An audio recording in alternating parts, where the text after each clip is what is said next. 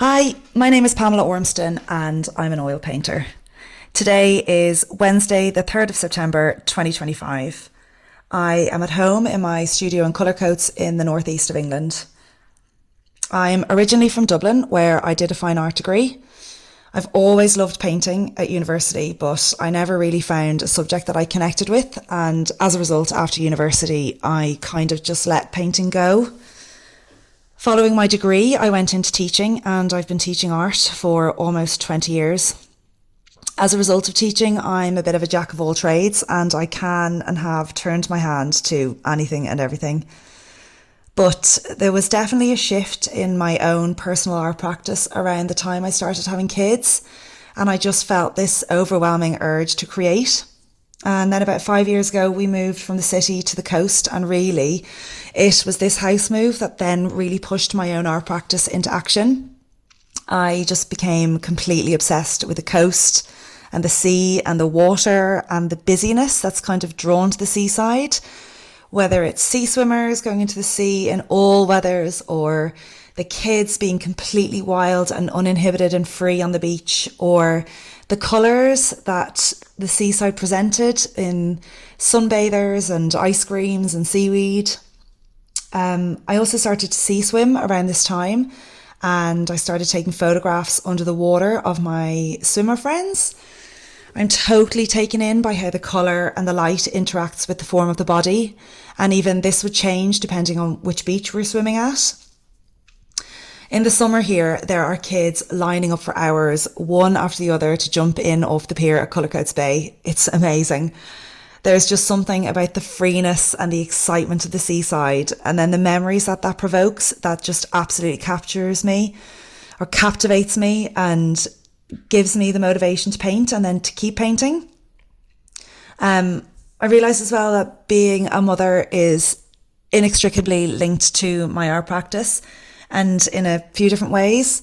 I think predominantly I've realised that my process of revisiting images I've taken of the kids playing or swimming is just going back to that moment and being in the moment and pushing it out for as long as I possibly can, like soaking it up, because I am acutely aware of how fast time is passing. And I think being a teacher as well has a huge part to play in this, because I live my life to the school bell, and it goes on the hour every hour for 5 hours of the day. The day is done, and then it's home, jumping onto the next hamster wheel of kids and activities and making snacks. And I feel the same with life at home with the kids, and how time is just speeding by. And in a way, that painting these tiny little beautiful moments just makes it all slow down. I have been obsessed with Jenny Saville's paintings for years, since I first came across her in university.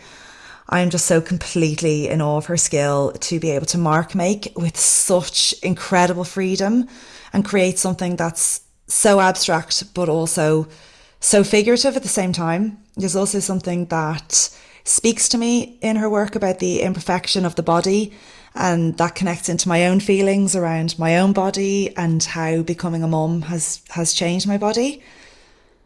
I also absolutely love Martin Parr, another artist that I came across in university that has always stuck with me. I love the colours and the garishness of how he presents life. His way of picking out these little moments and then exaggerating them has probably influenced me the most of all. I'm also massively influenced by lots of artists that I found on social media. Two that come to mind are Pedro Covo and Anne Flynn. Because it took me nearly 15 years to figure out the subject matter that I actually connect with, I just keep telling myself to follow the thread. Just follow the thread and see where it leads. So I find that I literally just go about my life and I photograph anything and everything that catches my fancy, whether it's seaweed on the morning of doing a beach boot camp, or a box of prawns on the North Shields Fish Quay on a Sunday afternoon walk. Anything that catches my eye, I save it and I just add it to the I am going to paint this pile. The biggest challenge of being an artist is hands down time. It's taken me quite a while to figure out how to navigate this with 3 kids in the house. I find that I get absolutely nothing done when they're off school. So I get up early on a weekday morning and I do half an hour or 40 minutes before everybody gets up. And it's actually amazing how much you can get done in just small, consistent chunks.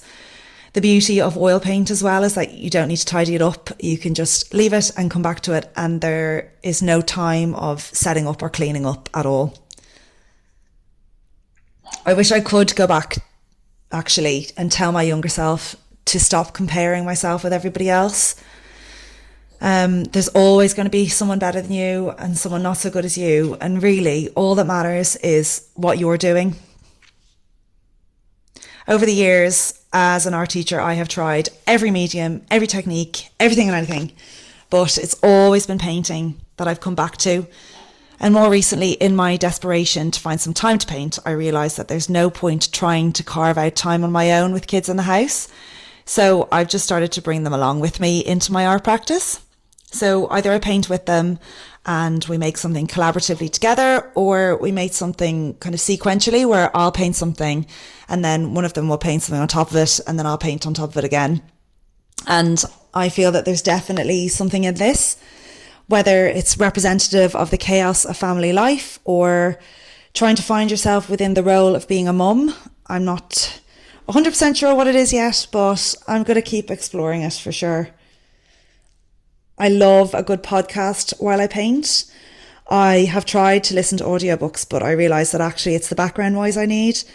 I'm not really fully paying attention and I'm dipping in and out. And if you've got a good podcast on, it doesn't really matter if you miss anything. I love just the background noise of people chattering away. The most incredible reaction anyone can have to my artwork is that they would want it on their wall. It's such an amazing feeling to think that someone else would connect with my artwork so much that they want to look at it every day. Like, that's amazing. I think what I'm good at is capturing these just beautiful, very fleeting little moments in time. And I think that that's what people take away from my artwork. In the same way that I use the process of painting to almost slow down time or reconnect with these little moments of life, I think that maybe people do that when they look at my artwork as well. And it's a way to connect with the feeling of that moment and to revisit their own memories. Thank you so much for your time and letting me share my little slice of my art world. I am sometimes very good at social media and sometimes very bad, but generally quite present on it. So you will find me on Instagram at Pamela Ormston Art. Please do come and say hello.